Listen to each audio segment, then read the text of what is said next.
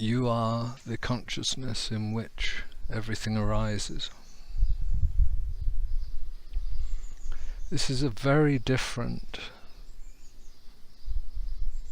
orientation to life, and it is, as we've said many times before,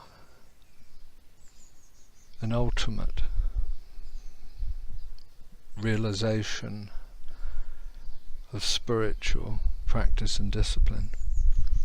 What I mean by that is that you can hear these things. You may hear transcendent forms in words, like, for instance, consciousness is what I am. Consciousness is what all arising forms appear within.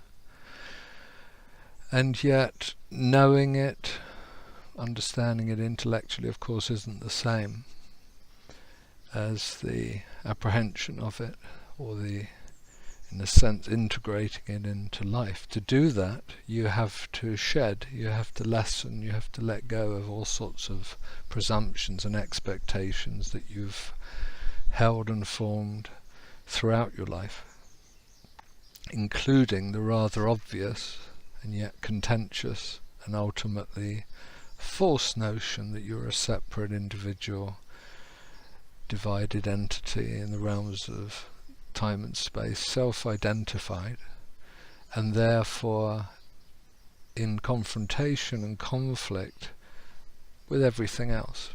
Everything else becomes attractive or aversive, everything else becomes a friend or an enemy, everything else becomes an object of desire or fear, you see. Now, in a way it's obvious, and maybe it's too obvious. Maybe it's this close and you can't see it, or maybe it's very distant, or maybe in your belief system you can't embrace it because of fixed forms of thought, conceptual frameworks that hold you in a kind of limited